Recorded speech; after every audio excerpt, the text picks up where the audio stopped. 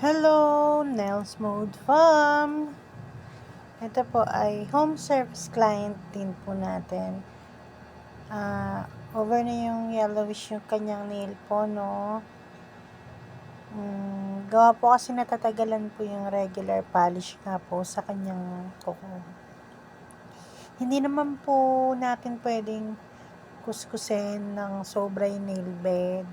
Yes po. May magko-comment na naman yan, mapurol daw. Alam nyo guys, iba-iba kasi yung gamit natin na anong tawag niyan, pusher. Depende. Kung sa nail bed, ito, yung plat na yan ang ginagamit ko.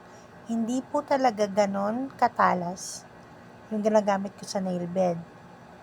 Ang reason po kasi ayaw po natin ay over po natin ang kuskus yung ating nail bed. Hindi po kasi maganda yon, naninipis yung nail bed natin. Kahit po ang kuskus nyo po dyan na matatanggal talaga yung yellowish na yan, ay makapal po ang makukuha sa kanya. Yes po, kasi malalim na po yan. Kumbaga, yung ilang layer na po yan sa nail bed. Ang maganda po niyan, pag gusto matanggal yung yellowish na part, i-rest po natin sa polish. Yes, yung ating nails. Kasi alam nyo guys, oo maganda rin yung may kulay na polish, pero alam nyo ma-appreciate nyo po yung mga nails ninyo pag nag-start na kayo ng hindi na mag-polish. Nasasanay na yung mata nyo dyan. Kunyari malinis lang siya o wala siyang polish. Ang sarap niyang tingnan na yung fresh na fresh. Sa una, syempre hindi ka pa matutuwa niya kasi hindi ka pa sanay. Pero after nun, pag matagal ka ng hindi naglalagay ng polish sa paa mo, ang ganda. Ang ganda niya talagang tingnan, promise. Ako nga dati hindi rin ako talaga nabubuhay ng walang polish sa aking paa. And ganyan yung aking kuko. Talagang mas yellow pa po dyan. Pero ngayon po, ang ganda na niya sa paningin ko talaga. Ang ganda na ng kuko. And, dati kasi may sira yung kuko sa paa. Both na malaki. Yung malaki. Tapos yung isa, alam nyo, umigi siya. Nag-square pati siya. Ang ganda. Yung isa na lang kasi talagang naano ako dati nung tagalinis namin. Yun, alam nyo na. Baka dito sa video. Oo. Siya, nasira siya yung isa. Medyo yung kanyang shape ng nail niya, yung pabaon yung gilid, ganun. Medyo pa-curve. Ganun yung isa kong nail. Hindi na siya bumalik sa dati. Yung isa lang, gumanda yung isa, nag-square. Diba? Maganda yung mga kuko pag pag talagang mag-square siya. Diba lahat naman tayo, yung dream natin, mag-square yung kuko natin.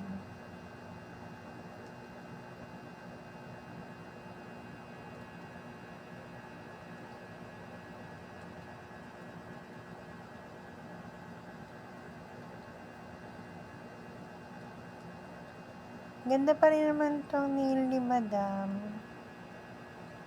Okay pa siya. Pero sa mami niya, yun, patusok na. Pabaon na yung sa mami niya.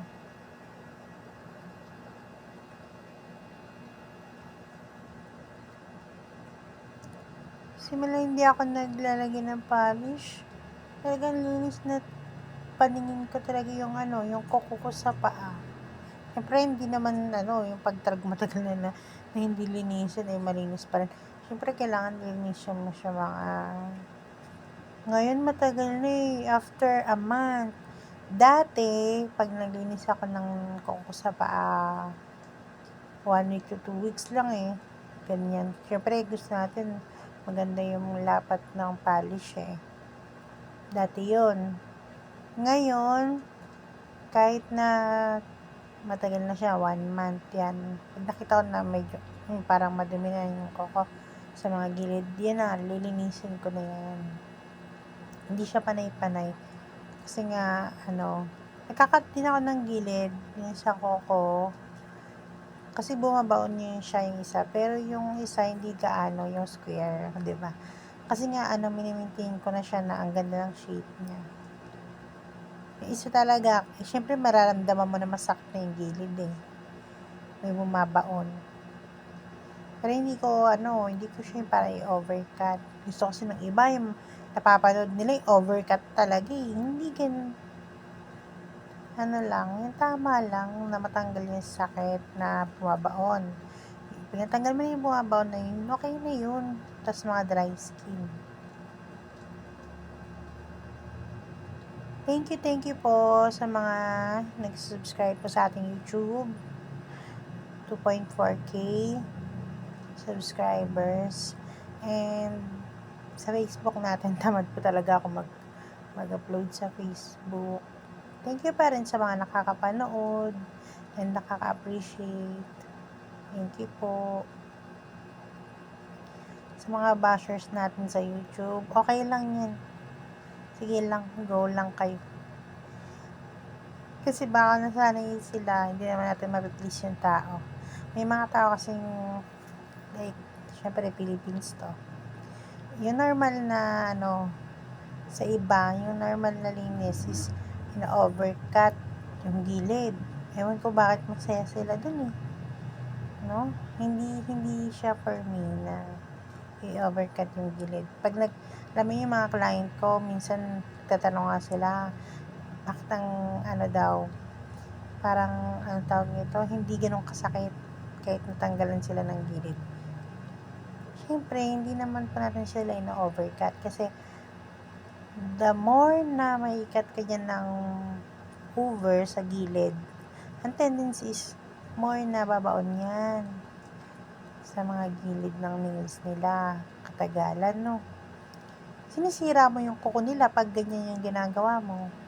Diba? Hindi mo tinutulungan yung client mo na gumanda, ma-maintain na maganda yung kuko. Kasi dapat ang kuko niya, sample lang, yung mga ibang client ko before na grabe bumaon yung kuko nila, siguro yung iba 2 weeks pa lang or 1 week pa lang masakit na kaya yung kuko nila. Alam mo, sinanay ko yung kuko nila na unti lang, bahagya lang yung cut ko sa gilid, yung tama lang na mawala na yung sakit talaga, tsaka yung mga dry skin, mawala yung mga nakabaon na masakit, ganon.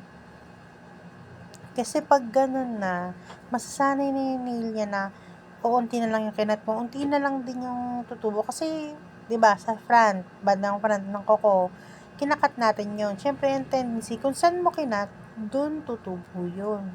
Tutubo yung part na yun. Kaya bumabaon yung mga gilid natin. Kasi nga po, pinakailaman natin O kaya pinakailaman ng nail tech natin. Yung mga client ko na hindi pa talaga napapakailaman yung gilid ng nails nila, hindi ko po pinapakailaman yan para ikat.